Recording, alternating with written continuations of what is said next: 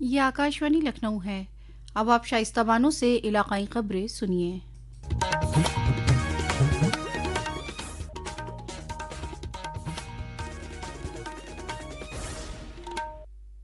Operation सिंदूर और भारत की सरहद पार दहशतगर्दी खिलाफ जारी लड़ाई के दरमियान भारत से 7 कुल जमाती वफ्द रवां माह के आखिर में अक़वाम मुत्तहिदा को सलामती कौंसिल के अरकान समेत अहम शराकतदार ममालिक का दौरा करेंगे।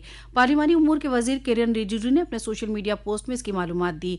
उन्होंने कहा कि तमाम वफूद पाकिस्तान की सरपरस्ती में होने वाले दहशतगर्दी के खिलाफ भारत का मौक़िफ़ पेश करेंगे। इन वफूद में मुख्तलिफ सियासी पार्टियों के अरकान पार्लियामेंट, अहम सियासी हस्तियां और नामवर सिफारतकार शामिल हैं। इनकी सदारत कांग्रेस रुकन पार्लियामेंट शशि थरूर, बीजेपी के रुकन पार्लियामेंट रविशंकर प्रसाद, जनता दल यूनाइटेड के member parliament Sanjay Kumar Jha, BJP के रुकन पार्लियामेंट वैजयंती पंडा, द्रविड़ मुन्नेत्र कड़कम, रुकन पार्लियामेंट कनिमोजी करुणानिधि, राष्ट्रवादी कांग्रेस पार्टी के रुकन पार्लियामेंट सुप्रिया सुले और शिवसेना से श्रीकांत एकनाथ शिंदे करेंगे। इन वफूद का मकसद दुनिया के सामने हिंदुस्तान के कौमी इत्तेफाक राय और दहशतगर्दी से लड़ने के लिए मजबूत नुक्ते नज़र को पेश करना है। दहशतगर्दी के खिलाफ भारतीय मुसल्लह अफवाज के ऑपरेशन सिंदूर की कामयाबी पर पूरी कौम मुल्क के फौजियों की बहादुरी और जुर्रत को खराज तहसीन पेश कर रही है।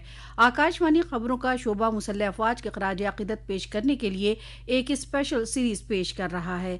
आज परमवीर चक्र फाते राइफलमैन संजय कुमार को याद कर रहे हैं। पेश है एक रिपोर्ट।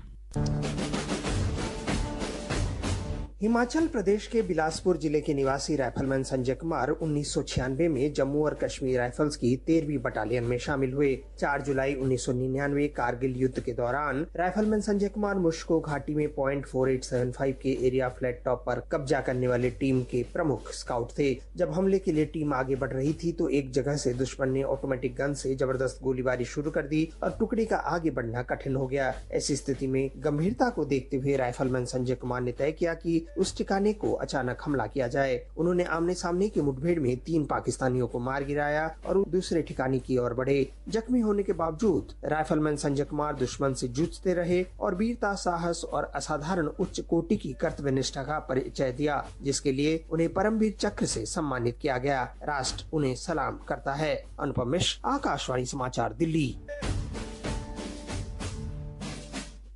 ऑपरेशन सिंदूर की कामयाबी के बाद रियासत के मुख्तलिफ हिस्सों में तिरंगा यात्राएं निकाली जा रही हैं। भारतीय जनता पार्टी ने कानपुर देहात में तिरंगा शौर्य यात्रा निकाली। यात्रा की सदारत काबीना वजीर राकेश सचान और रियासती वजीर प्रतिभा शुक्ला ने की।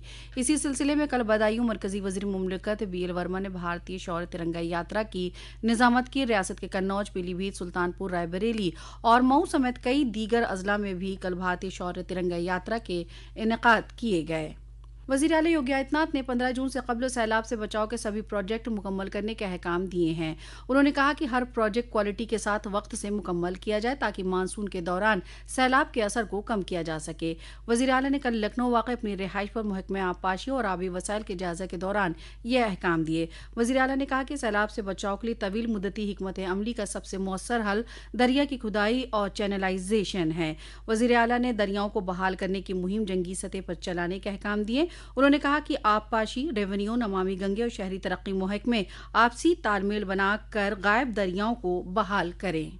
सदर द्रौपदी मुर्मू ने कल नई दिल्ली में संस्कृत के स्कॉलर स्वामी राम भद्राचार्य को 98वें ज्ञानपीठ अवार्ड से नवाजा। स्वामी राम भद्राचार्य और उर्दू शायर और नगमा निगार गुलजार को साल 2023 का ज्ञानपीठ अवार्ड के लिए मुंतखब किया गया था। वज़ीर आला योगी आदित्यनाथ ने अपने सोशल मीडिया पोस्ट के जरिए स्वामी राम भद्राचार्य को ज्ञानपीठ अवार्ड मिलने पर मुबारकबाद दी।